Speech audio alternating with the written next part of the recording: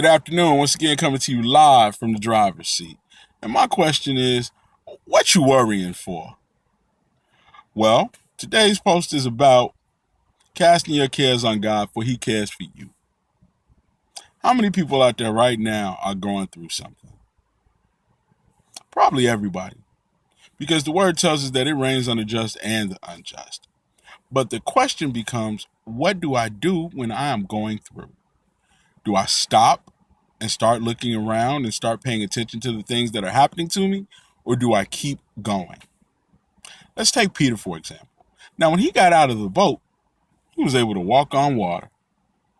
But when he started paying attention to his circumstances, he started to sink. How many of you is that happening to right now? That you are on a good track, that you are on a good road, and then something happened. Now what do I do? And you start looking around and saying, I'm not going to be able to make it. I'm going to drown. I don't know how I'm going to pay my bills. I don't know how I'm going to beat this situation that I'm in. Well, what you have to do is you have to regain your focus.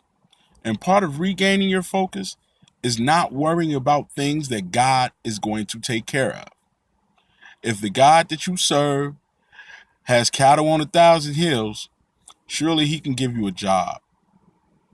If he can pay a NIPSCO bill for you, surely he can make sure that you figure out how to get back and forth to work. Now, we're asking God for all these small things, but we have to believe God for the big things.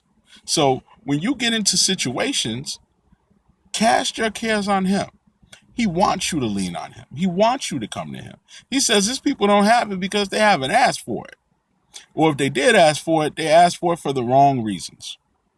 But if you come to him and you say, God, I need this to save my house, he has promised to save your house. So therefore, it is within his will to do so. But what you have to understand is we have to work. We have to continue to get better. We have to continue to grow. We have to continue to give God glory. And God is getting glory out of everything that you do and how well you do it. He wants to say, my son, good job. He wants to say, my daughter, good job. But you got to do a good job to get that. So what has to happen is you have to clear your head. When you look at horse racing, you see the horses have on blinders. And what those blinders are for is so they can remain focused on their goal. Doesn't mean stuff isn't happening around them. It just means they can't see it. So you need to have spiritual blinders as well, so that you don't end up like Peter looking around and sinking. So each and every day, start blocking out some time. Turn the phone off. Stop talking to people on the Facebook. Stop doing all these things that are distracting you from doing what you need to do. Because what will happen is something will happen and you'll spend the next hour, 2 hours, day, week, month, churning that thing around over and over and over again. There are people who are locked into stuff right now that happened 20 years ago, but they won't let it go. Every time it starts to die, they eat it again, and it's just like it happened yesterday. Your body doesn't know. It's like, man, this feels like new.